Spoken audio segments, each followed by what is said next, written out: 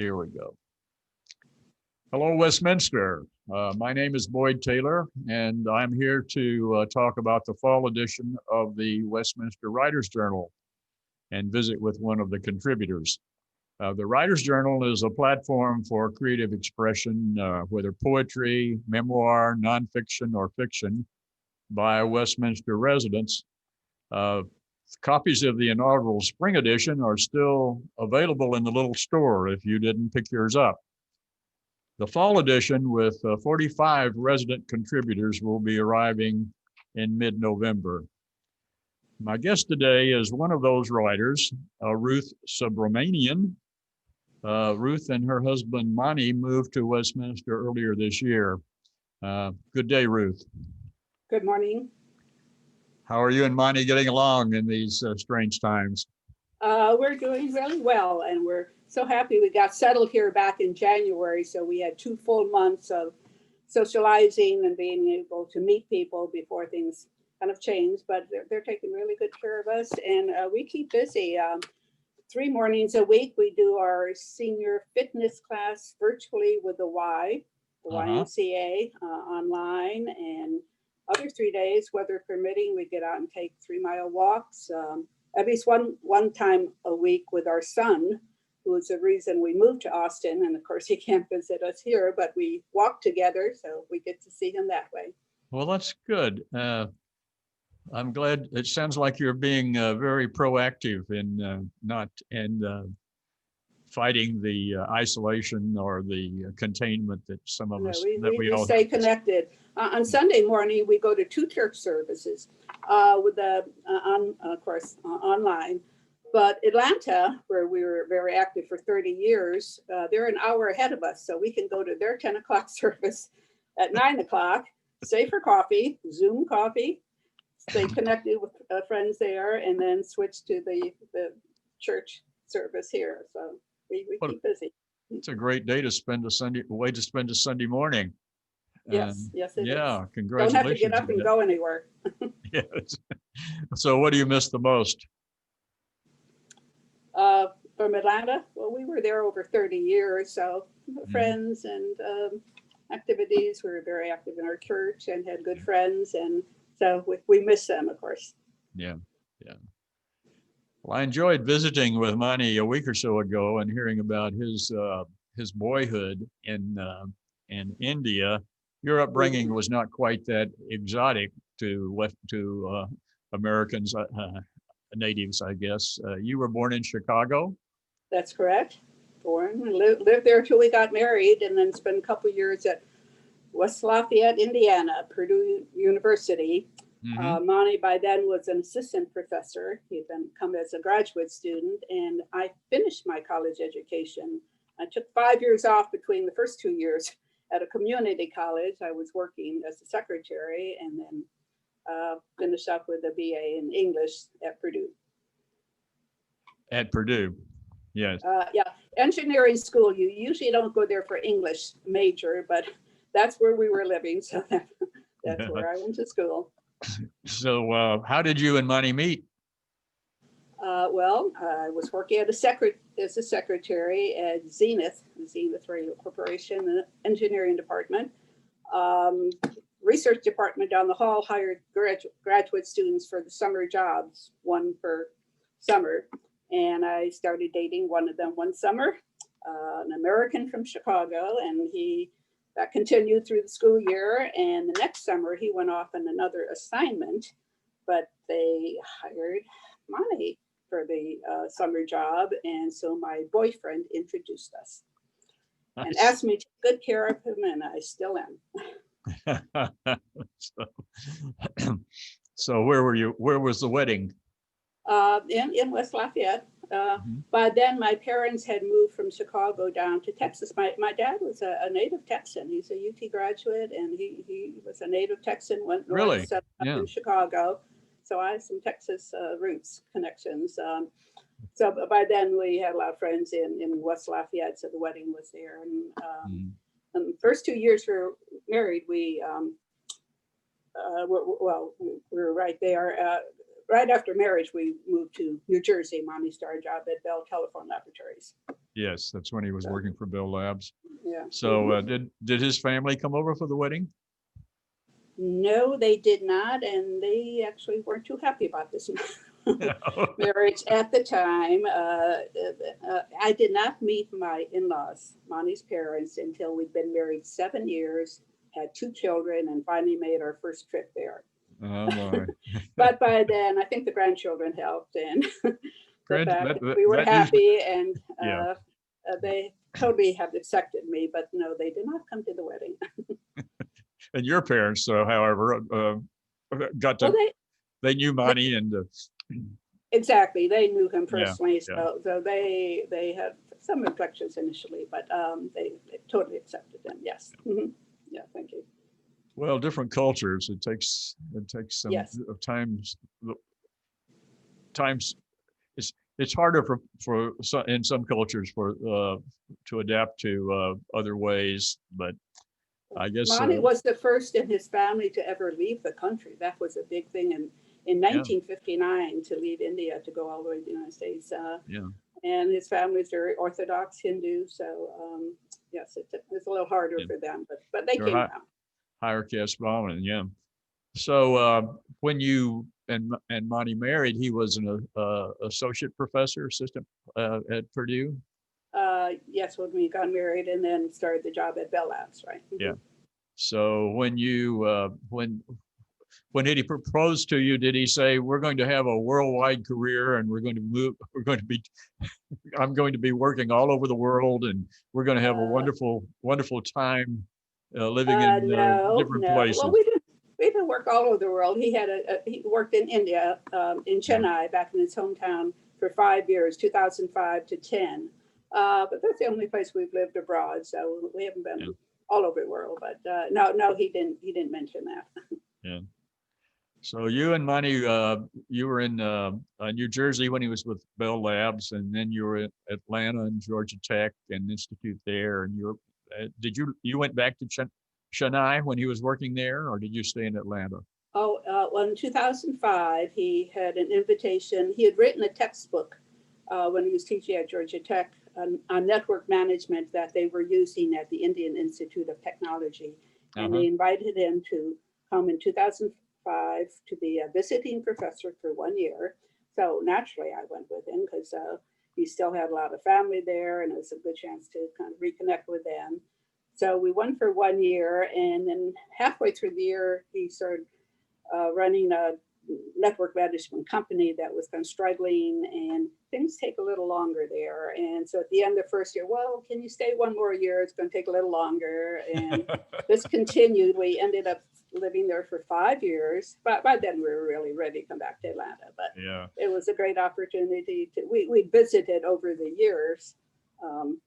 But to really live there and spend more time with his family. His mother was still living when we first went. She died in 2 years, but we got to spend time with her and the rest of he's from a large family, and just living, as you say, in another culture, seeing things differently. So it's quite an opportunity. Yeah. What were your children, what age were your children when you were in India?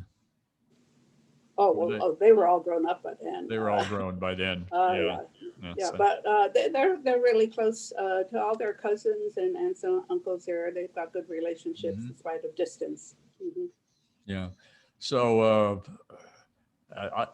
I personally think that New Jersey as a place to live gets a bum rap because there's some really beautiful spots in New Jersey. You enjoyed your time there, I'm sure.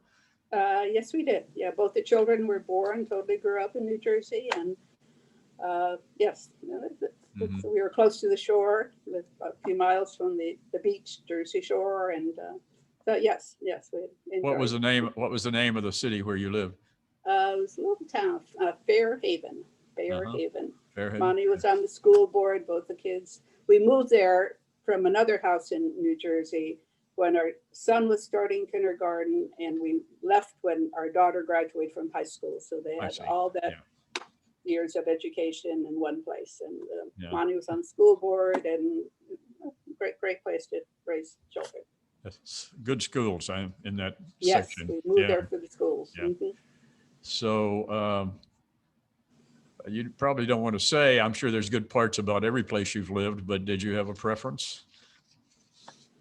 Well, that's hard. They all have their good points. We're glad to be in Austin, though. Austin is so compact. Atlanta's kind of sprawling and spread all over, Yeah. and Austin is easy to get around in. We're enjoying hiking trails right in the city, and very friendly city. I don't know how many times people say "Welcome to Austin" when we when we first moved here just a year ago. June, we finally moved here before we moved into Westminster. Yeah. And when we mentioned we moved, welcome to Austin, we heard that a lot. So we're happy to be here. Yeah, that's a good Texas hospitality, and I think it's particularly strong in Austin. It hasn't died out like it may have in Houston or Dallas. So I think you spent some time as a church secretary. Was that in Atlanta with the church you were talking about? That was way back in New Jersey. In New When Jersey. kids were in school. It was really kind of a part-time job, so I could be home after school for the kids. Yeah. So I was there for 11 years, from 77 to 88. It's easy to remember, church secretary. And then by the time we left Atlanta, moved to Atlanta, I was working full-time in companies, worked for Met.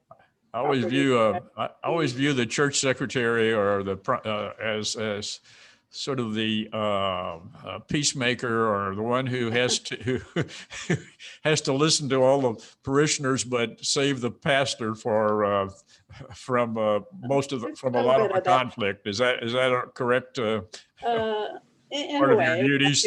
The center of everything. I always picture it as being in a wheel, and I'm the axle, and all these spokes going off. And yeah, but I enjoyed it. Yeah. That's an important job in most. It was a Protestant church. It's a Unitarian Universalist church. Unitarian Universal. Well, that's almost Protestant. Not quite. I spent a lot of time in Boston. They were very big up there. Oh, Boston. That's right. Yeah. Headquarters are in Boston. Yes. Mm-hmm. Yeah, that's right. So you mentioned your time, some about your time in India. Was it a culture shock when you moved there?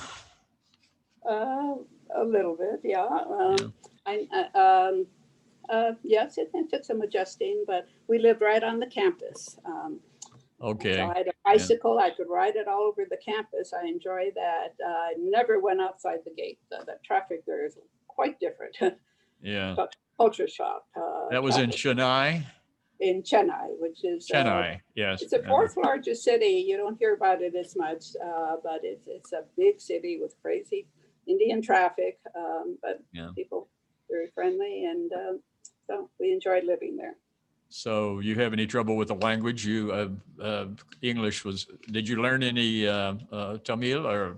I picked up some Tamil. It's a difficult language. If I'd known we were going to be there for 5 years, I might have worked a little harder, but I picked up enough, except for his mother. All the rest of the family is very fluent in English, and most people are educated or English speaking. So I really didn't have to learn Tamil, fortunately. So I think English was spoken in Mani's home, especially by his father and his brothers, he said. Yeah, so his father had passed by the time we were there, and his mother did not speak English, but there was always someone around, and she had a little enough, and I had a little Tamil, so we could still communicate this last 2 years. Well, your story for the fall edition is entitled Our Westminster Treehouse, and it describes your journey from a large house in Atlanta to eventually to a penthouse in Westminster. Why Austin and why Westminster? Well, Austin, as I said, our son is here. We have a grown daughter as well, but she lives up in Cape Cod. And we really didn't want to retire year-round in Cape Cod. Yeah. And we've been coming down to Texas over the years, to San Antonio to visit my dad's family. My sister lives in San Antonio, actually. She does. And so we had Texas connections, and weather definitely was a factor. So when we were ready to move out of a split level home with up and down stairs, between Cape Cod and Austin, Austin definitely won out. Yeah. Mhm. So what's the weather? Weather's pretty sultry in Atlanta in the summer, isn't it? Not quite as hot as Austin, but it's still in the south. Yeah, Hmm. it's pretty hot in the summer. And of Yes. course, Chennai prepared you for almost any kind of hot weather, I guess. Yes, yes. After 5 years in Chennai, actually, I handle the heat there better than Mommy did sometimes. I wonder if you'd read some of your story for us. Have you been published before? No, I have not. I'm glad you mentioned that. I told you about that. That's kind of the family joke. My mom, the English major, has never been published. Monty's written a textbook, has been published. Our daughter is a narrative nonfiction writer. She has a book that she has published a few years ago on environmental issues in India. Even our engineering son has written several articles for technical magazines, but Mom has never. I've written a lot I've had Yeah. things in church newsletters and other newsletters of organizations, but never really something with my name on it. So this is a big deal. Well, we really appreciate your sharing this story with us. I wonder if you'd read a little bit of it for us. Yes, I'd be glad to. As I write, we enjoy the views up here. It's a very unique situation where we have windows on four sides, and one of them faces, it faces Mopac and Camp Mabry. Let's see. On the other side, we have a vantage view of Camp Mabry, traffic on Mopac, and the trains. I wonder if you could. I just covered myself up. You did, yes. I was going to I say. noticed that. Sorry. Okay, I'll keep that to the side. Okay. The trains. So many trains. Our bathroom window is the best for viewing them. The short, swift Amtrak passenger trains, medium-sized trains of tanker and tractor-trailer boxcars, and the long, lumbering gravel train hauled by 3 locomotives. Where is all that crushed stone coming from, and where is it going? What will it be used for? What's in all those tanker cars and boxcars? What are those metal stacks? Auto chassis? Where do they return south? So many questions. I never realized there was so much train traffic.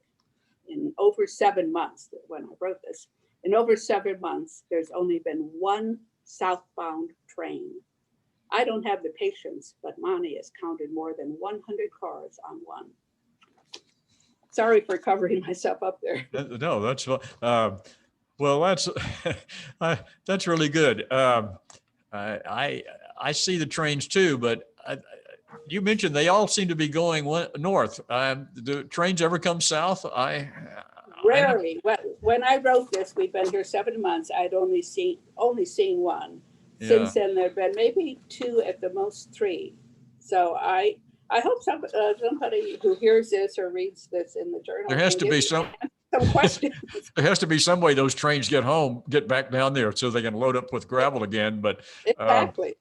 I haven't really examined it. Somebody will tell us, I'm sure, no, how that almost works. All northbound. Mm-hmm. Yeah. Right. Well, exactly. We have other people that live here who count trains and enjoy trains, and people that have a view of Mopac. But you're lucky. The penthouse apartment that you live in, you have really a panoramic view, don't you?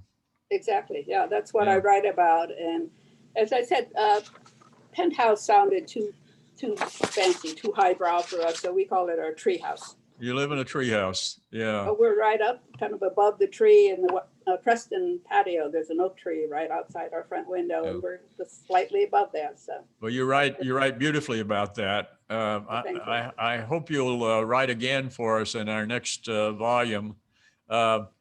You mentioned Marie Kondo. Is that the name of the pen name of the Japanese woman about downsizing? Yes, when we got ready to move from a big house in Atlanta to an apartment here, we needed to downsize. And Marie Kondo is this Japanese guru of decluttering, and something has to spark Yeah. joy to keep it. And we virtually brought, didn't bring a stick of furniture really.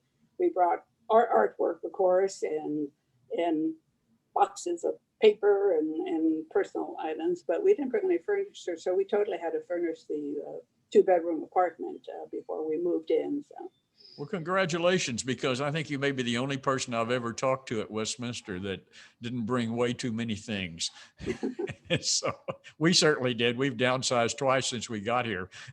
Oh, really? We had already downsized to move here. So I don't know if it's you and your the two of you and your dedication to that, or if it's Marie Kondo. But at any rate, that you deserve our congratulations on that. So we're all looking forward to getting to know you and Monty better once the pandemic is over, and we can all go to dinner together again and go to meetings. We're looking together. forward to that. We do miss that. And I want to thank you for sharing your story with the journal readers, and I'm sure that they are going to want to read it in its entirety.